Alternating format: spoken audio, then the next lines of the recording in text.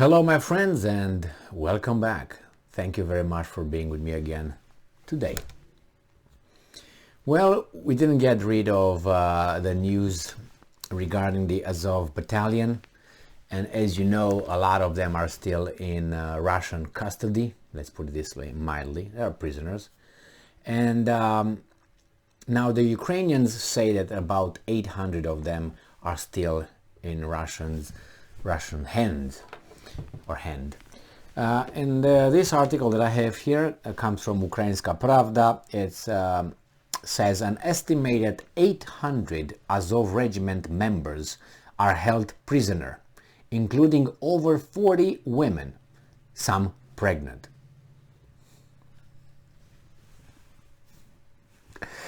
Okay.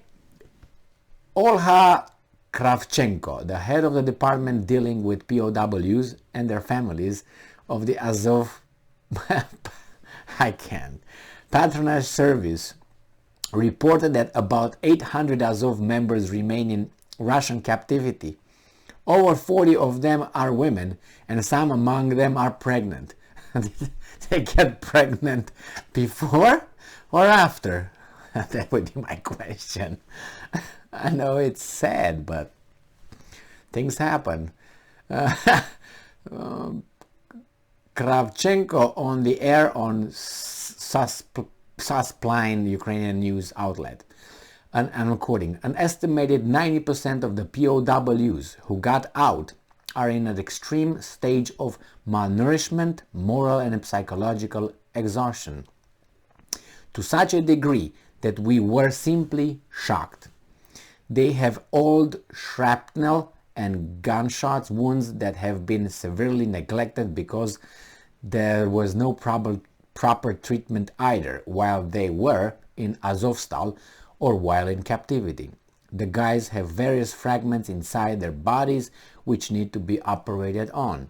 There are injuries such as severed tendons and loss of vision. When asked if pregnant women in captivity are given proper medical support, Olha answered that it wasn't even a topic of conversation and they should be transported to the Ukrainian-controlled territory. Now I have a little question here, okay? If you were in the Azovstal or in Mariupol, right? How did you get to be a prisoner? Did you fight? Okay, if you fought and you were pregnant, then whose fault that is? The Russians? Okay, this is the first question. Take it easy. The second one is, okay, now they got over there, the Russians realize that they're pregnant. They should provide them, unless they got pregnant after they were apprehended, let's put it nicely, okay? Then the Russians should provide with the medical needs. That's 100% certain. But on the other hand, you expose yourself if you were pregnant before. What the are you doing over there to fight? It doesn't mean you shouldn't, but who exposed the kid? Whose duty is for whatever you have inside of you? Maybe some of them did not know it. I got that at that point. Maybe some of them knew. Now, if you knew, you expose your child. That's your duty to care for your future child, baby, newborn, okay? Not the Russians. Now, if you were a civilian, I don't think the Russians are keeping civilians anymore in captivity. What they did with the guys, they looked through their whatever they did and let them go. Where? I don't know. Do I have that information to vouch for the Russians? No, but what would you do with a pregnant woman? It's just, for the Russians' perspective, it's just trouble. So they would probably gladly pass her over to the Ukrainians and say, take care of her, out of our hair. That's what I would think, unless she was a fighter or whatever, and then I'm not denying them proper care, okay? That's the bottom line. But the responsibility is not only on one, the Russians. Yeah, the Russians should care. If you keep them as prisoners of war, you should care for the pregnant and for the prisoners. That's it goes without saying. Okay, so it says the patronage service has allocated access to medical facilities for all fighters. Currently, they are working on determining diagnosis because there are many hidden and undetected diseases.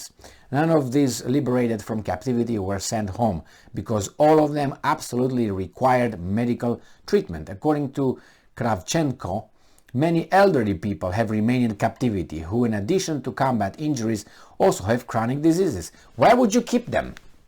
Just to have fun with them? Start a circus or something? Why do you keep those people? I don't really believe these kind of things, and I'm telling you why. Because when you are in a war, the thing that your army runs on is food. It's resources.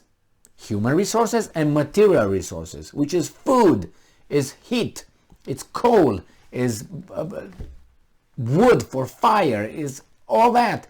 If you don't have it, you can't run a war.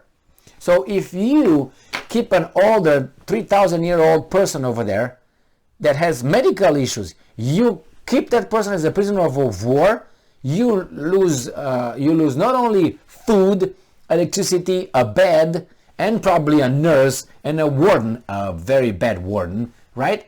Probably they are. I mean, I don't think they're the hotel room service ladies, right? So what do you want? Let them go, unless they have a problem with these guys. So I think it's a little bit of exaggeration, because this gets me to Second World War, which the Germans did the same thing. The same thing. They bothered to round up people in towns hundreds of kilometers, thousands sometimes, from the one location, put them on the train, get them out, yes, and then get them off, and all that, and put them in the barracks and all that, when you fight a war. Now, if the Germans were evil, let's start with that one, they could have taken care of things in a more, ugly to say, efficient way. And I'm not condoning such things, but look at this. You are in a war, you need resources. Why would you waste resources with people that you have no interest? Just because you're evil? If that's the answer, then let's move on. So, let's see what we have here. The UN mission and the Red Cross should have access to Ukrainian prisoners. Agree. But this is not happening because the Russian side is not allowing access. Evil as always. Quote, we inform everyone who applies to our service for information about relatives in captivity that we cannot... Okay, all right, background. They tell us about what the Azov 5 commanders, those commanders there were from Azov regiment that were released, that was a sham. As they say, sham referenda, that's what it was with that one. Really, that should not have happened. Why? Because if you call those the Azov Battalion Nazi, and obviously the leaders of a Nazi battalion are Nazis by definition, then, right?